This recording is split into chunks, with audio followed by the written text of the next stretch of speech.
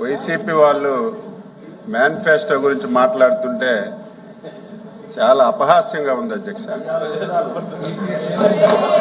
ఎందుకంటే ఏదో ఇప్పుడే వచ్చినటువంటి రాజకీయ పార్టీ ఇప్పుడే శాసన మండలిలోకి వచ్చి ఏదో ప్రసంగాలు చేస్తే కొంతమంది అయినా సరే నమ్మడానికి అవకాశం ఉంటుంది అధ్యక్ష.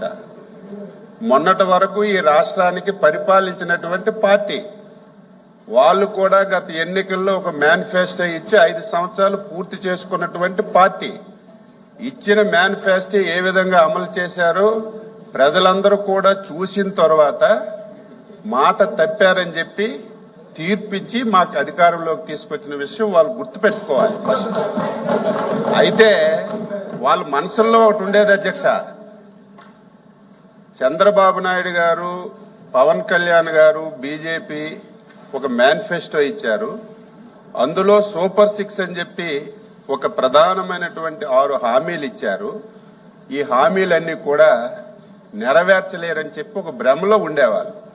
దానికి కారణం కూడా 5 సంవత్సరాలు ఈ రాష్ట్రంలో ఆర్థిక విధ్వంసాన్ని చేశారు అధ్యక్ష.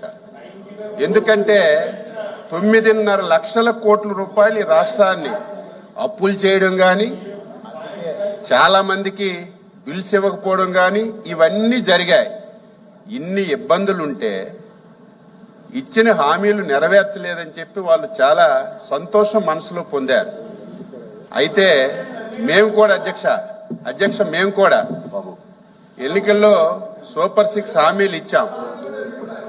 అధికారంలో మీరు మాట్లాడనని చెప్పి సైలెంట్గా ఉన్నానమ్మా నేను. మీరు వినండి, మళ్ళీ మీరు సమయం తీసుకొని మాట్లాడండి. డిసిప్లైన్ ముందు నేర్చుకోండి. అది మీ సభ్యులారు మాట్లాడినప్పుడు మధ్యలో మీరు మాట్లాడండి. మాట్లాడండి తప్ప మీరు వేరే మెంబర్ గారు మాట్లాడేటప్పుడు అలా రన్నింగ్ కామెంటరీ చేయడం అనేది పద్ధతి కాదు.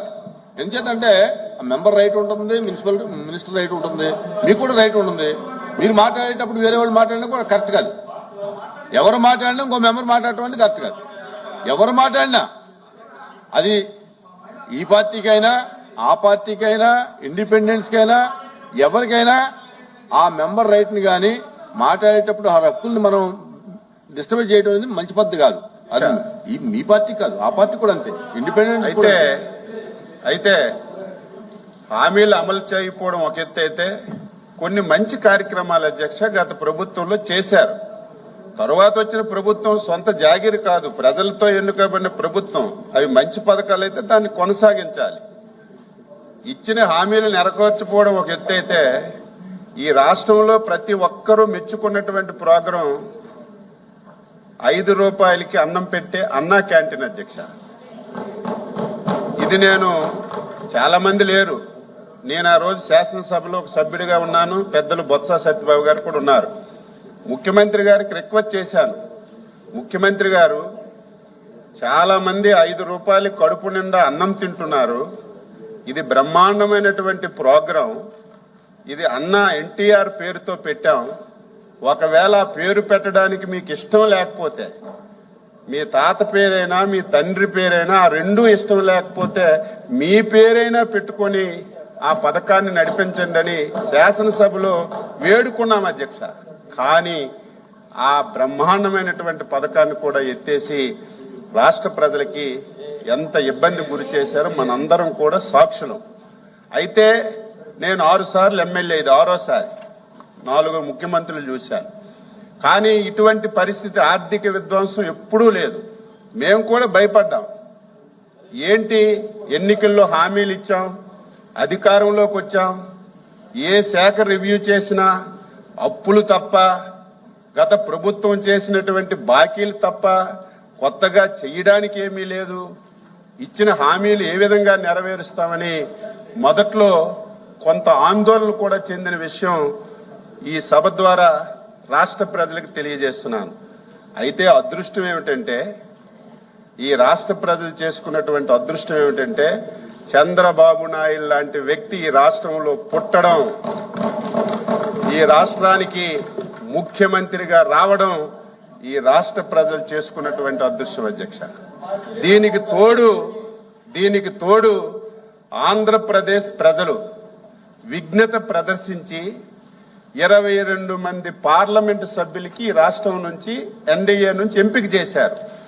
ఎప్పుడైతే 22 మంది పార్లమెంటు సభ్యులు రాష్ట్రం నుంచి గెలిచారో ఢిల్లీలో కూడా మన పరపతి పెరిగి మోడీ గారి యొక్క సహాయం ఈ రాష్ట్రానికి అనుకున్న దానికంటే ఎక్కువగా అందడం వల్ల మీరు నేను ప్రజలు ఊహించని విధంగా ఒక సంవత్సరంలోనే సూపర్ 6 హామీలు అమలు చేసి ఈ రాష్ట్ర ప్రజలకు మేలు చేశాం అధ్యక్ష.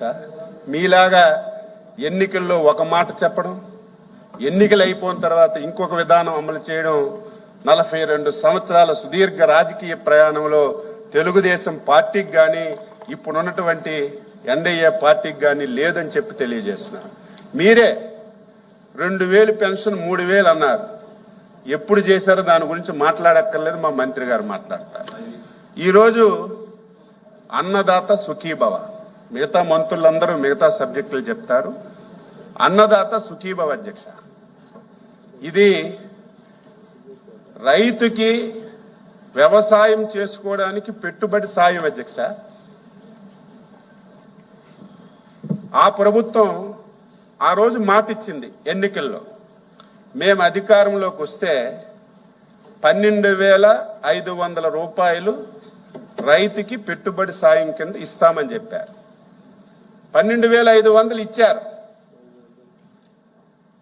వీళ్ళు ఇస్తామని చెప్పి ఎలక్షన్ మేనిఫెస్టోలో పెట్టి ఎలక్షన్లు అయిన తర్వాత అప్పటికి అధ్యక్ష ఒకసారి మీరు గుర్తు చేసుకోండి, మీరు ఈ పథకం మేనిఫెస్టోలో పెట్టేటప్పటికి కేంద్ర ప్రభుత్వంలో 6,000 రూపాయలు ఇచ్చే పథకం లేదు అధ్యక్ష.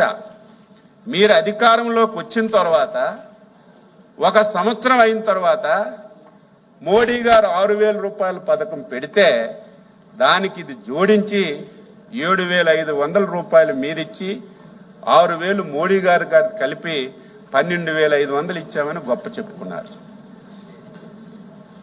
అయితే ఇంకొక విషయం కూడా గుర్తుపెట్టాలి, ఇదేదో రైతులకు పెట్టుబడి సాయం కింద 12,500 లేకపోతే ఈరోజు 20,000 ఇస్తే రైతుకి ఉపయోగం లేదు అధ్యక్ష. ఇది అదన సహాయం, కానీ రెగ్యులర్ కార్యక్రమాలన్నీ రైతుకు అందించాలి.